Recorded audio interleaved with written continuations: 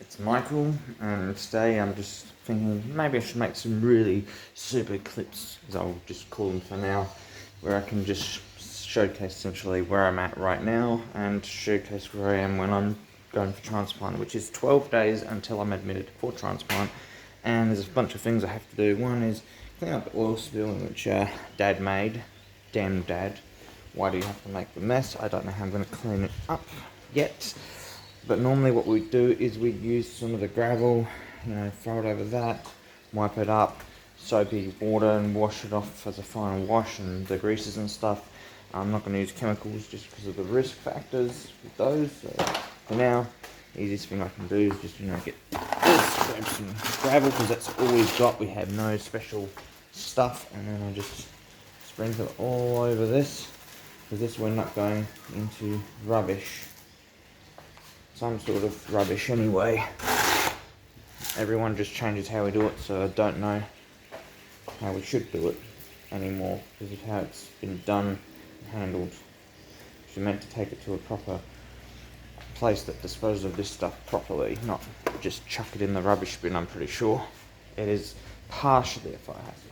Other than that, I'm planning to set up to mark out that sheet there so we can just cut it up and be ready. So the thing I've got to do is I have to arrange myself in a good way. So this is just showcasing what my capabilities are at the moment, and unfortunately I need to be smart with this because as you can see it will just fall over. There is no, I'm looking for something to lean it up against. So I've got my old radio which my dad lost the cable to, so I can't use it anymore unless I use batteries, which is stupid.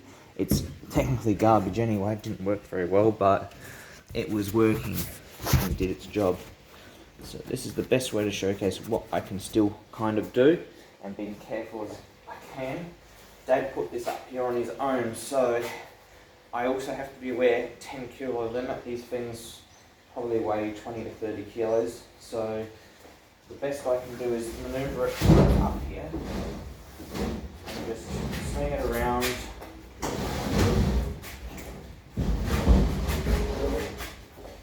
Just, let it slide down. All these nuts tell me there's been rats and mice in the area. And with this end,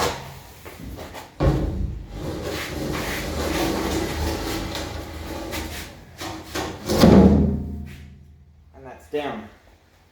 And I did use this arm for most of the workload. And what I've got to do is I've got to set up probably all three of them in ideally locations where they're available for holding that plank of wood.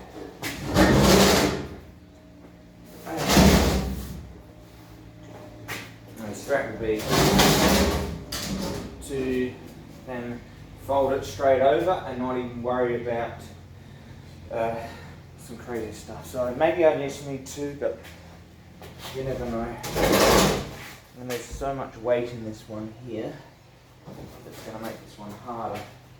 Now for strategy's sake, I could cheat. It's not really cheating if it's assistive technology.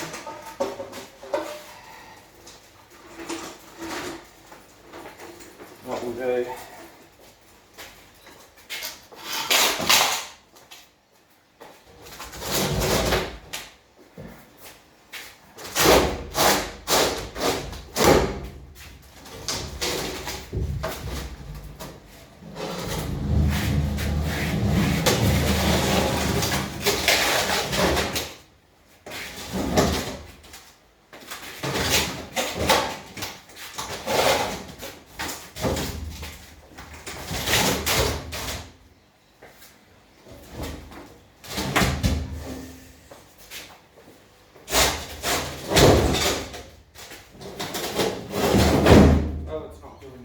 So, once we got it out of the corner, we're going to mark up my wood, which is going to be challenging because now I've got to go in, out. I've got to plan every single aspect of it.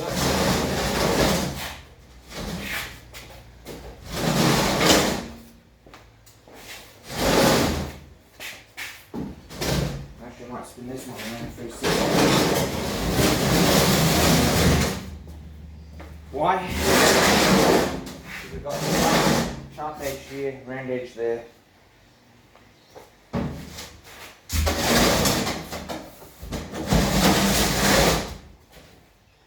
I'm using the rest of my body to do the work. I'm not feeling exhausted at the moment, which is a good thing. My heart's racing a little bit, but not that much.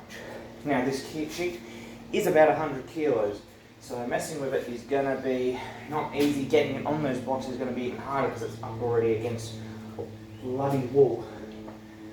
But part of the job should be relatively simple.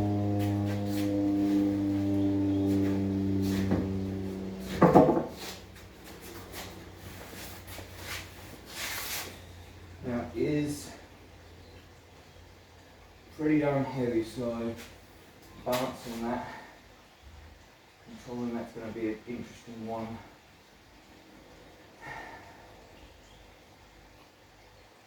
Because I could just lose it because of how heavy it is. And I'm just thinking about how much I can handle before it's too much. And because it's wobbly, the weight just changes. So I'm always trying to use my stronger arm to hold the weight up. And I'm using the other hand to try and stop it from wobbling. Just trying to see what I can handle and what I can't handle. I like this. The lower I go, the harder it gets. So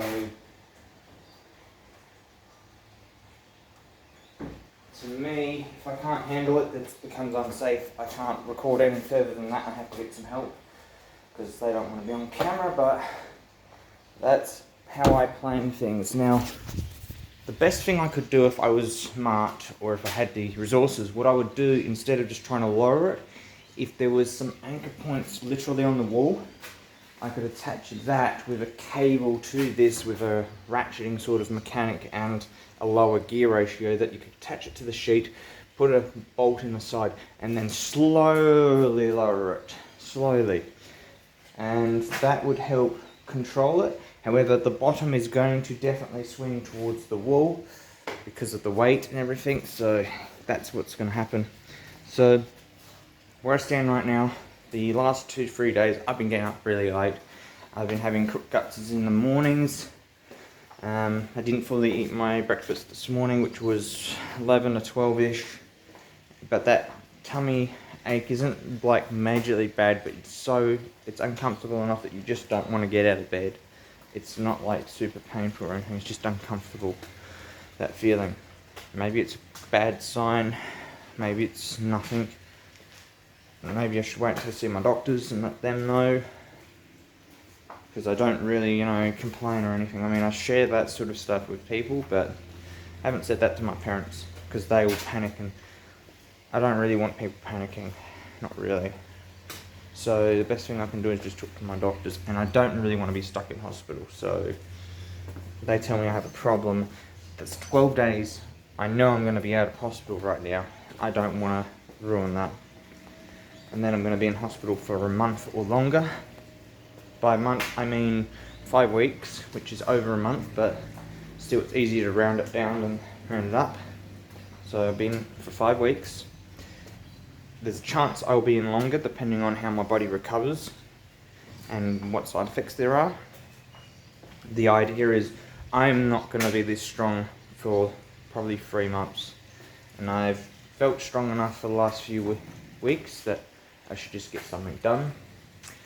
I'm expecting when I go into hospital I'm going to end up being very drowsy, very tired. I'm not going to have the same strength. I'm not going to want to do anything. I'm going to be stuck in bed. I don't like being stuck in bed as it is.